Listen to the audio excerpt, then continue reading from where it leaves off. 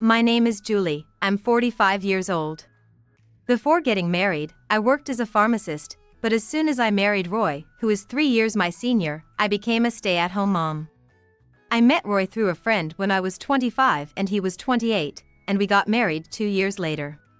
This year marks our 18th wedding anniversary, and including the time we dated, we have been together for 20 years. During this time, we struggled to have children, but just before I turned 40, I discovered I was pregnant. At 40, I gave birth to our first child. However, no matter how much of a stay-at-home mom I am, taking care of a child at an older age is more challenging than I imagined, and I'm constantly reminded of how much my physical strength has declined. Yet, our child is adorable, and Roy often comes home early from work to help take care of him. We both cherish our latecomer child and raise him together. But now that our child, Ken, is 5, Roy somehow spends less time at home. I'll be working late again today, so don't worry about dinner for me. I'll just grab something. Again? It seems like it's been every day lately. It's not good for your health, and Ken misses you, asking where's Daddy? Roy answers with annoyance. It can't be helped. There are 2 colleagues in my department who just had babies. I'm covering for them by working overtime for now. I received the same support from my boss when Ken was born. Then where are you all day on weekends? You never had to work on weekends before. Roy is not only absent on weekdays, but also spends at least one day of the weekend away from home. I understood his reason for working late on weekdays, but I couldn't accept his absence on weekends. It's my only chance to unwind. Let me enjoy my weekends. I'd like some time off too, even just enough to get a good night's sleep. Our son, Ken, is very active, moving around during the day and, for some reason, hardly sleeping at night. As a result, my sleep has been greatly reduced, and frankly, I'm exhausted. There have been days when I was so tired that I fell asleep while ironing, nearly causing a disaster. Yet, Roy doesn't even notice the dark circles under my eyes and coldly says, "You're just a stay-at-home mom," before heading off to work. Just a stay-at-home mom? But you were the one who wanted me to stay home. I was supposed to return to my job as a pharmacist by placing Ken in daycare. But Roy frowned upon the idea, saying, "Can't it wait until Ken is older? It's cruel to put him in daycare," making remarks that could offend working mothers. Something is off. I had a gut feeling about the change in Roy, who used to be kind and affectionate towards our child.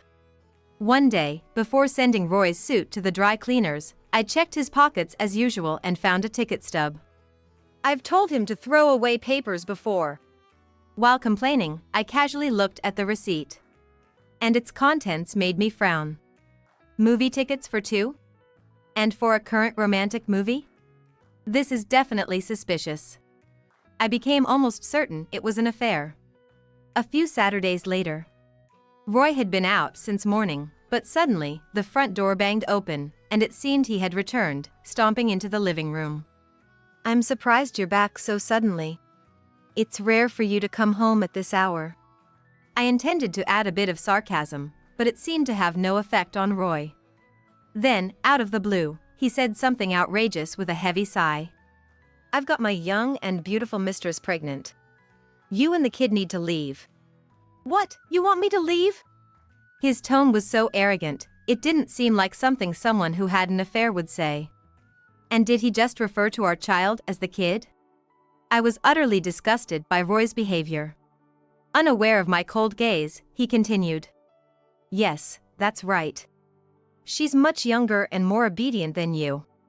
Who exactly have you been cheating with? Although I suspected Roy of cheating, I hadn't found any evidence beyond that ticket stub. With a smug look, Roy answered. She's a colleague. She's really thoughtful and knows how to support a man. I met up with her today, and just when I thought she was going to our meeting place, she told me she was pregnant. Sure. Older women, compared to younger and prettier ones, just don't make me as happy, and I think the kids we could have will definitely be smarter. These words caught me off guard. What do you mean by that? Are you implying Ken isn't smart in a roundabout way? My husband looked puzzled, as if wondering what I was getting at. Annoyed by his expression, I felt a sudden urge to punch him in the face. Because he's restless, easily distracted, and can't sit still. Clearly, he seems a bit dumb, doesn't he? How can you say such a thing? I raised my voice in anger, though I managed to keep my hands to myself. Don't get mad, it's just the truth. His nonchalant demeanor only fueled my anger further, but I somehow managed to calm myself down. Watching him take pleasure in my reaction, I told him, I don't mind leaving, but let me meet that woman first. My husband shrugged, looking confused as if to say, why would you need that? You're not planning on hurting her, are you? No, I just wanted to see the face of the woman who's willing to wreck someone's home by having an affair. If I get to meet her, I'll leave this house right away. Well, if that's the case. He seemed unconvinced by my reasoning, but if it would appease me, he reluctantly agreed to arrange a meeting in our home. On the day of the confrontation, the mistress appeared to be in her early 20s. Imagining the age difference between her and my husband made me feel nauseous. Nice to meet you. I'm Emily. Thank you for allowing Roy and me to get married. Calling herself Emily, she said this in an exaggerated manner, maintaining eye contact with me. Any etiquette coach would give her bow a 0, it was that ungraceful. Excuse me, but how old are you, Emily? I asked bluntly. I'm 25. Looks like I'm exactly 20 years younger than you. Oh, but don't worry. I'm still younger than my mom. Don't say things like that. It's cruel. But really, getting pregnant for the first time close to 40? It's like, what have you been doing all this time? Emily looked me up and down before bursting out laughing. Then, without being invited, she boldly stepped into the house. Is the living room this way? Hey, wait, don't just go ahead on your own. I hurried after her to the living room. There, Emily looked around dreamily. So, this house will be mine soon, huh? It seemed like the remarriage plans between Roy and Emily were moving forward steadily. Really, it's so nice. This high-rise condo. Right? I knew you'd love it, Emily. I love it. Completely lost in their world, I was unsure how to break into their conversation. As I hesitated, Emily began to talk about her plans for the future. I'm gonna have our child take lots of lessons, and of course, go to a private elementary school. Yeah, sure. Emily rubbed her belly, indulging in her far too premature dreams. While I glanced at my husband, who seemed nervous, constantly rubbing his arms and looking uneasy. This made me feel suspicious. Wait a minute. Sure, Roy works in sales and makes way more than his peers, but he's a big spender, so he practically has no savings. Huh? He blows his paycheck on golf clubs and nights out as soon as it comes in. Plus, Roy still has college loans to pay off, you know? This is news to me. Julie, wait a moment. Our family's living expenses have been covered by the income from real estate I inherited from my father. Do you think someone like him, after divorcing me, could afford to let your child take all those lessons and even go to a private school? Wasn't the real estate income from Roy's family's property? Emily confronted Roy. Oh, well, what's mine is also my husband's, right? It seemed my husband had been putting on quite a show for her. He had been acting as if our household, which I had been supporting, was all thanks to him. Feeling panicked as the marriage she envisioned drifted further away, Emily desperately asked him. But this condo is yours, right, Roy? It is, isn't it?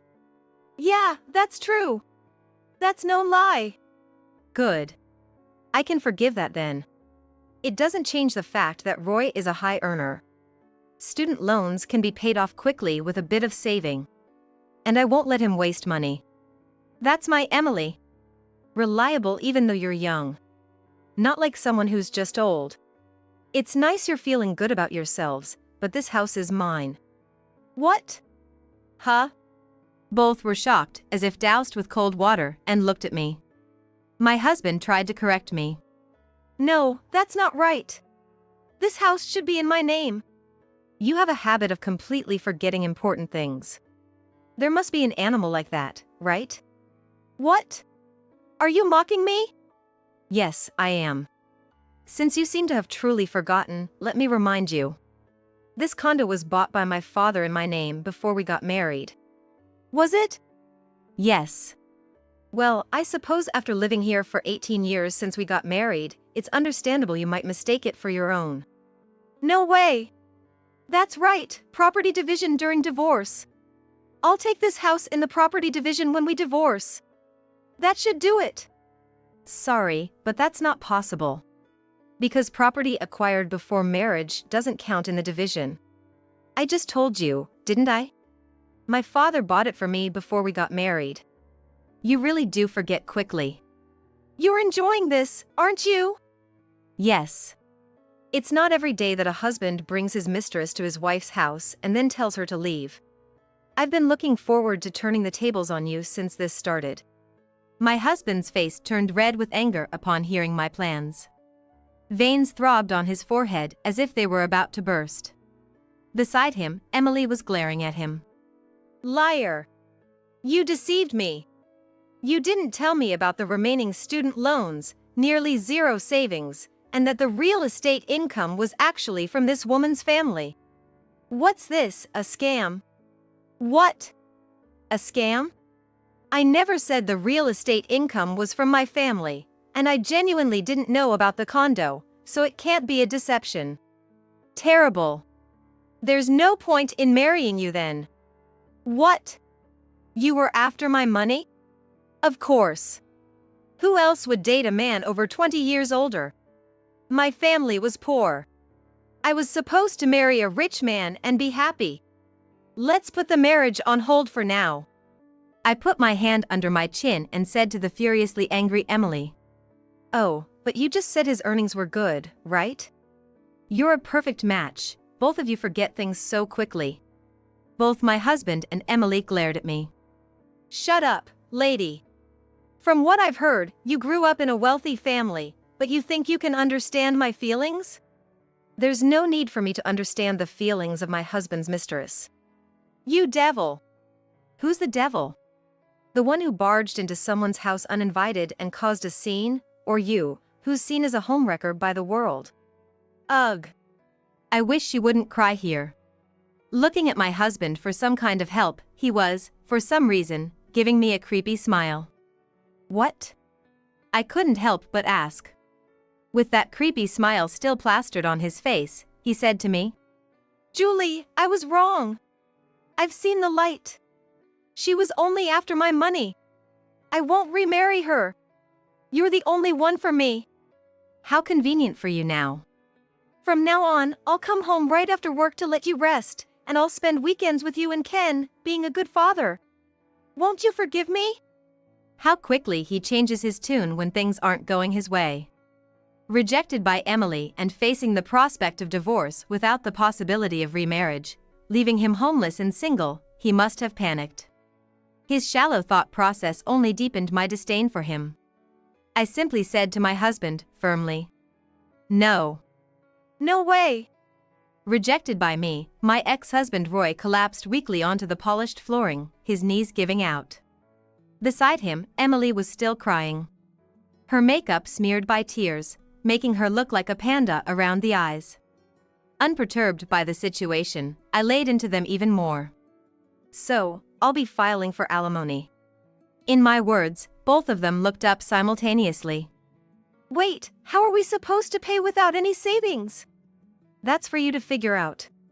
Maybe you should start by talking to your parents?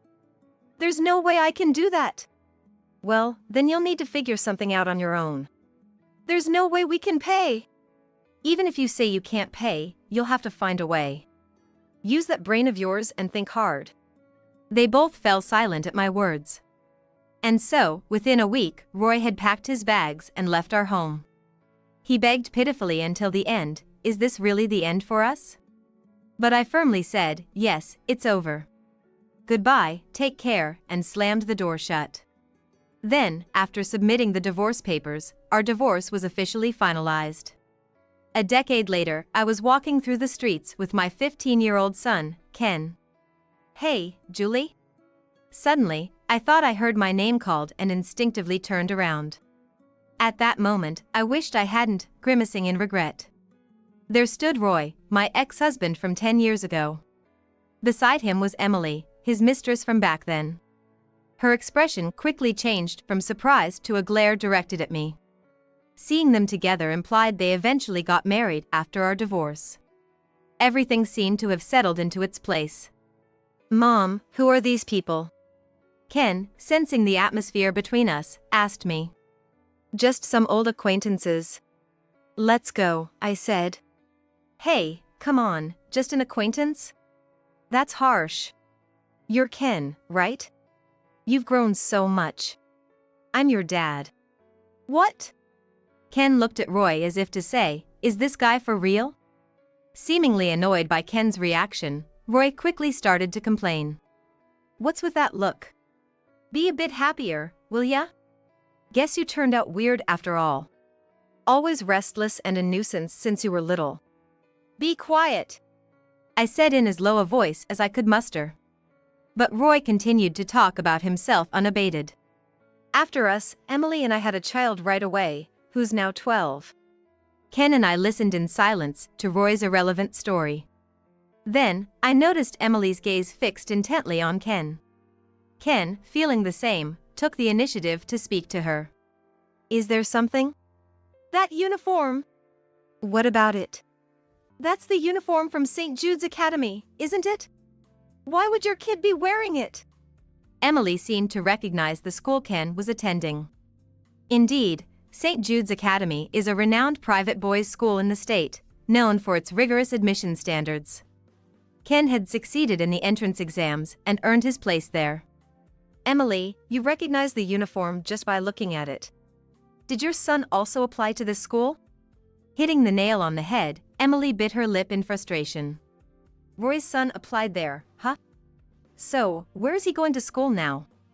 At my question, both fell silent. Did I ask something I shouldn't have? "City College," Roy muttered softly. If I recall correctly, City College is known for being a bit rough around the local area. "Well, there's always high school entrance exams.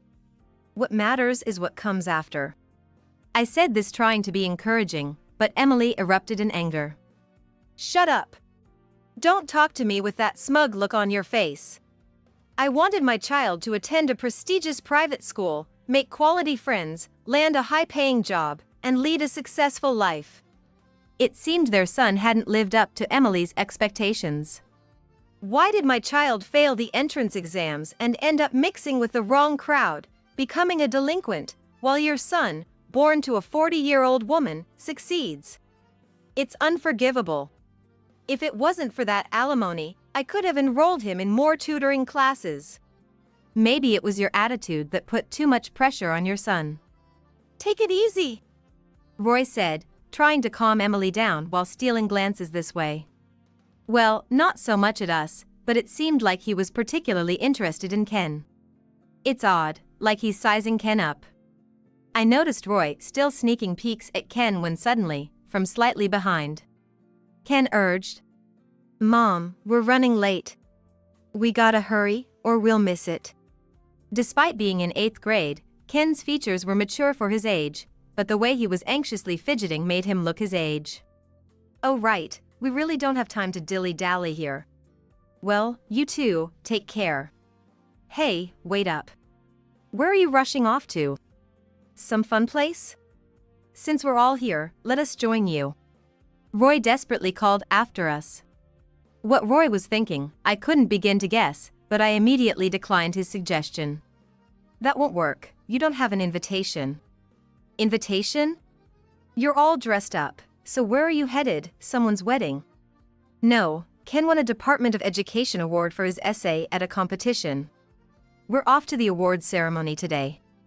"Definitely not a place for you two." "What? You don't know what the Department of Education is?" "Mom, he really works in corporate sales?" "Just slipped my mind because you asked so suddenly. But Ken, you're really growing up. Looking so fit. Playing sports or something?" "He joined the soccer team. Got selected as a starter right after enrolling. Starting in your first year, huh? Impressive. That's my and Julie's kid for you. As if he had any interest in Ken during our divorce. Roy, oddly enough, started buttering up to Ken, and I just wanted to pull them apart right then and there. Roy seemed incredulous at his own son's growth, endlessly praising Ken. Yet, despite Roy's accolades, Ken's expression only grew colder.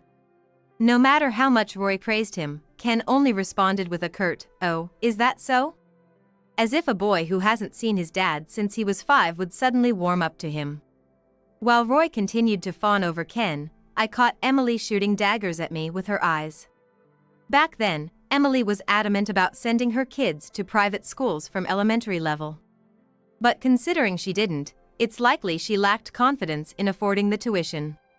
Suddenly, Emily slammed her bag against Roy. "What was that for? Why has it come to this?"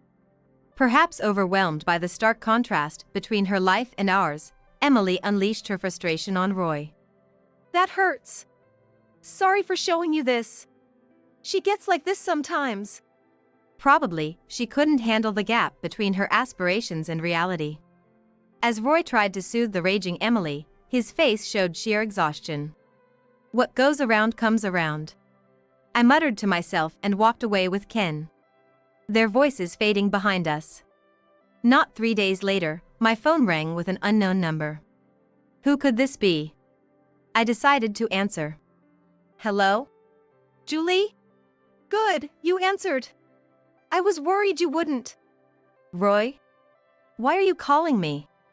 If I had known it was him, I wouldn't have answered. I thought I deleted his number after the divorce.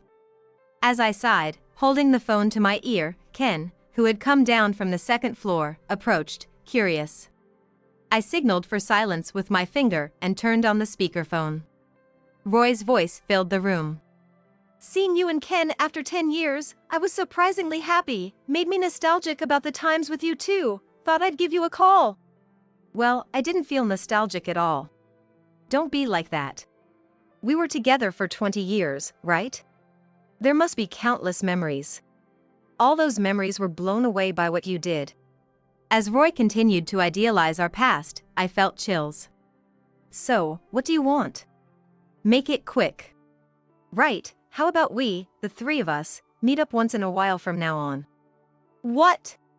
No way. If you don't want to, then at least let me see Ken." Incredible, after neglecting Ken and fooling around with women? "I apologize for that.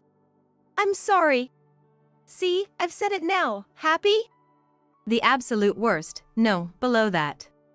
Ken, overhearing the conversation, was visibly repulsed, his face contorting in disbelief. I couldn't help but be curious. Just like during our recent encounter, Roy had been sneakily glancing at Ken and excessively praising him. Why was he so eager to connect with Ken? I decided to ask. "Hey, why are you so keen on meeting Ken?" Roy laughed before answering. "Because I never thought he'd turn out so well. He's smart, athletic, and even good-looking. Honestly, I could care for him way more than my own son now." "You're fundamentally unsuited to be a father," I retorted. Roy either didn't hear me or chose to ignore it, continuing with his calculating thoughts. "Plus, he's going to take over your clinic in the future, right? I heard the school Ken attends has an unmatched success rate for medical school admissions." "Well, yes, but as a father, I want to support my son's future efforts. Maybe take him out for a nice meal occasionally." His intentions were clear as day, cozy up to Ken now in hopes of financial help later.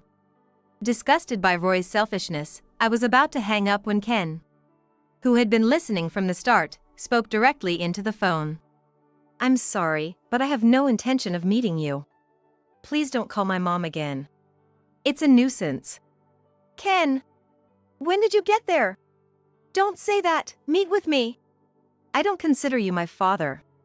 And about that offer to take me out for a nice meal, I'll pass. We already frequent nice places." "Ungrateful brat. Show some humility and you get all cocky. You're definitely your mother's child, no charm, just annoying." "I'm glad I don't resemble you." "Good, I'm glad you don't resemble him." Is that sarcasm? You figured it out. Enough from both of you. As Roy attempted to say more, Ken reached for my phone and swiftly ended the call. Here, block him already. Right. I set Roy's number to auto-reject and placed my phone back on the table. Later, I unexpectedly ran into the person who had been our matchmaker during my marriage with Roy, in the middle of the street. Fate has been strange lately. This person was also Roy's superior and informed me of his current situation. Apparently, Roy was still repaying his college loans. Despite earning above average, he was making ends meet for his family by cutting corners where possible. I asked about Emily, who was supposed to be working, only to learn that, frustrated by not being able to lead the life she envisioned, she had quit working altogether. Roy was now solely responsible for supporting their unstable family. Which means they're relying entirely on Roy's income now. And the child of theirs, whom Emily had boasted about sending to private schools from elementary and making them do all sorts of extracurricular activities, ended up going to a local middle school and became a delinquent, as I had heard from Roy himself. But it seems the situation escalated, and their son became a well-known troublemaker in the area, skipping school and all. Hearing about their downfall 10 years after our divorce, I couldn't help but think, serves them right. What their future holds as a family, I can't say, but I vowed not to become a self-centered person like them.